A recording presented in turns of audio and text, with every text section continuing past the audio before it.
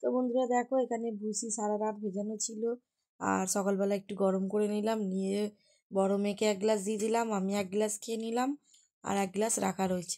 তো good morning বন্ধুরা, তোমরা কেমন আছো? আশা করছি ভালো আছো, আর সবাইকে আমার পরিবারে স্বাগত।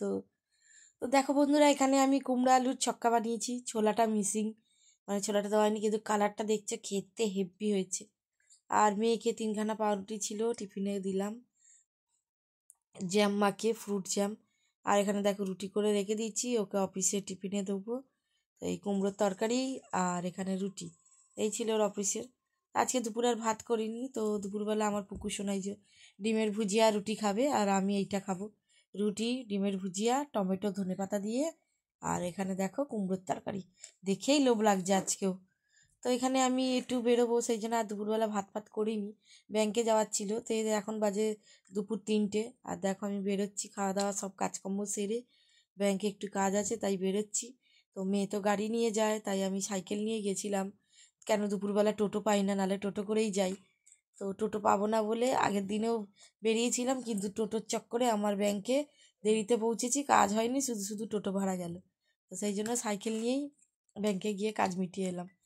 তারপর ব্যাংক থেকে এসে একটু রেস্ট করলাম, করে আবার দেখো কুকুরসোনাকে নিয়ে বেরিয়ে পড়লাম।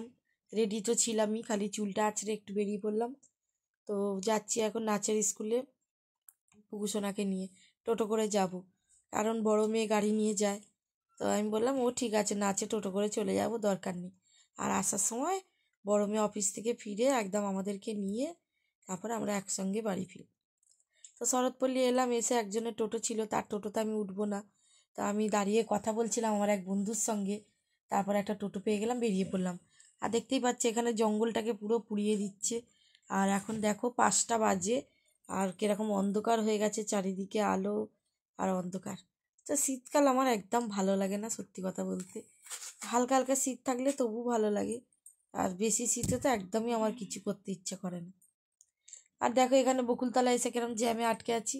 এই জিটি রোডটা হেভি জ্যাম হয়, টোটো গাড়ি বাস সব সময় জ্যাম হয়, একদম ভালো লাগে না আমার এই রাস্তাটা।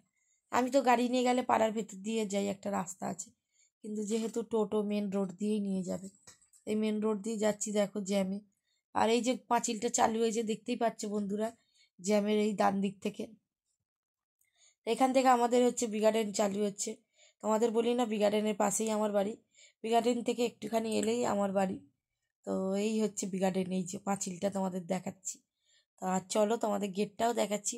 পাঁচিলের গেটের ঠিক উল্টো দিকেই হচ্ছে তোমার পেট্রোল পাম্প, পেট্রোলের পাম্প আর কি। আর এখানে দেখো আমার দিদার দোকান আছে, মানে মামা, এই যে দিদা বসে আছে দোকানে। এই দেখো আমি আওয়াজ দিলাম, ও দিদা আমার দিকে তাকিয়ে হাসলো, বললো কোথায় যাচ্ছিস, আমি বললাম আসছি। আর এই দেখতে পাচ্ছ মুঘল বিরিয়ানি হয়েছে, আর এই যে পেট্রোল পাম্প একদম বিগার্ডেনের উল্টো দিকে। তো ওই পাম্প, আমার মামার বাড়ি, একদম উল্টো দিকেই মামার দোকান, সব ওই পরপর আছে। আর এই দেখো বিগার্ডেনের গেট। তো আগে বিগার্ডেনে ঢুকতে গেলে পয়সা লাগতো না, এখন শুনছি 30 টাকা করে টিকিট হয়েছে বিগার্ডেনে ঢোকা। তো অনেক দিন যাইনি, তো তোমাদের একদিন বিগার্ডেনের ভিডিও দেখাবো, আর পুরো বিগার্ডেন থেকে আমার বাড়ির রাস্তাটার পুরো ব্লগটা তোমাদের কাছে শেয়ার করবো। আর দেখো মেয়ে নাচে স্কুলে ঢুকে যাচ্ছে, আর এখানে আমি বসে আড্ডা দিচ্ছিলাম, এই তিনখানা মহিলা ওই ভেতর দিকে দেখি দাঁড়িয়ে দাঁড়িয়ে সিগারেট টানছিল। আর এখানে দেখো মেয়ে অফিস থেকে এসছে, একটু গরম গরম চটপটি ঘুগনি খাচ্ছে। তারপর বাড়িতে চলে এলাম, এসে এই যে আমি চা আর নেড়ো খাচ্ছি, চা নয় সরি ভুল বললাম, কফি। আর চলো রাত্রে খাবারে চলে গেলাম আলুর পরোটায়। তো ভিডিওটা আমি এই পর্যন্তই আজকে।